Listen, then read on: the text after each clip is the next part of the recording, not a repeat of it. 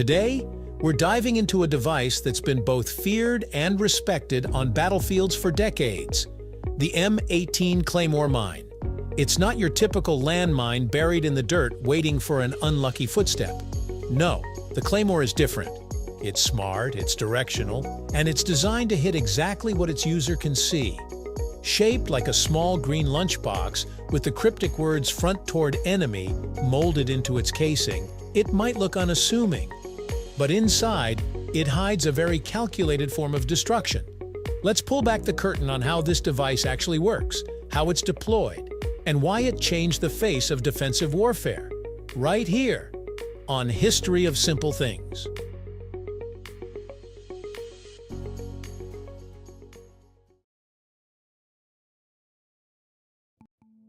Unlike traditional mines, which explode in all directions, the Claymore was designed to send its destructive force one way, toward the enemy. This concept came from the need for a more controlled explosive that could cover a wide area in front of defending troops without endangering the people behind it. In essence, it's less about random chance and more about precision. The Claymore was developed during the 1950s by the U.S. military, drawing inspiration from earlier directional mines like the World War II German S-mine and other experimental devices.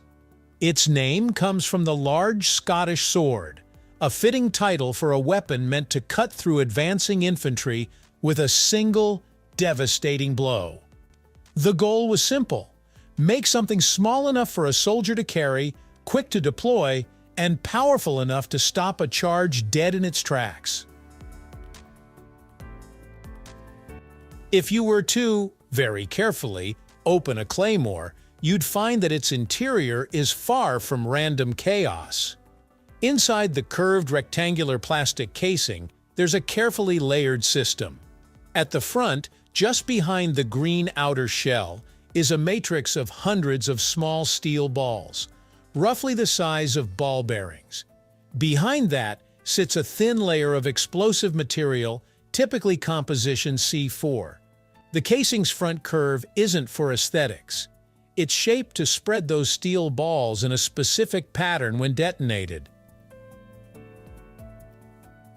When the mine explodes, that explosive sheet doesn't simply blast outward.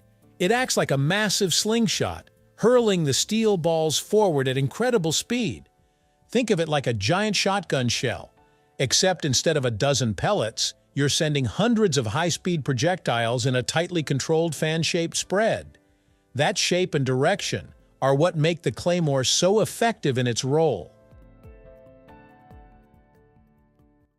Here's where things get both fascinating and terrifying. The Claymore is designed to cover a wide but shallow arc, usually about 60 degrees, in front of it. Within that zone, the steel balls can travel at speeds exceeding 1,200 meters per second. At close range, the sheer force can punch through body armor, helmets, and even light metal. The lethal range is typically around 50 meters in front of the mine, though the steel balls can travel much farther.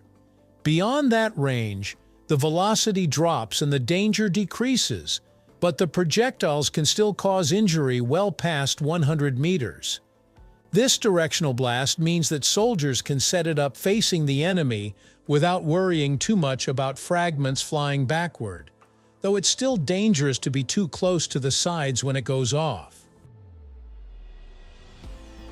Despite what movies might show, soldiers don't just toss a Claymore on the ground and run. Setting one up is a deliberate process.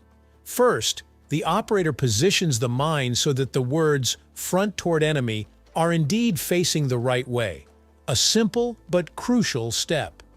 The built-in scissor-like legs can be stuck into the ground, or used to attach the mine to other surfaces like logs or sandbags.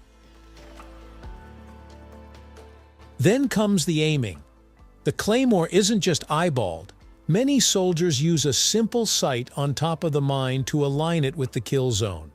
Once it's in position, the operator connects a detonating cable, typically up to 100 meters long, that leads back to a safe firing location. This cable connects to an electric blasting cap inside the mine, which is triggered using a handheld firing device known as an M18 clacker. The Claymore is not typically set to explode automatically, it's command detonated, meaning a soldier decides exactly when to fire it. This allows troops to wait until the maximum number of enemy forces are in the blast zone before pressing the trigger. When the clacker is squeezed, it sends an electric current through the detonator, setting off the C4. In less than a millisecond, the explosive energy launches all those steel balls forward in a devastating wave. Because it's not pressure-activated like a traditional mine, the Claymore is both safer for friendly forces to handle and more precise in its use, though its destructive capability remains enormous. While the M18A1 is the most common U.S. version, other nations have developed their own directional mines with slight differences in design and explosive composition. Some versions can be fitted with tripwires to act more like traditional mines, but the U.S. military generally uses the command-detonated setup to avoid unintended civilian casualties and to maintain control over its use. The Claymore's role on the battlefield is not to be a one-size-fits-all weapon, but to serve a very specific tactical purpose. It's often used to protect perimeters, ambush enemy patrols, or cover retreat routes. In defensive positions, multiple claymores can be arranged in overlapping arcs, creating a deadly barrier without the need for continuous gunfire. During conflicts like the Vietnam War, the Claymore became infamous for its effectiveness in jungle environments.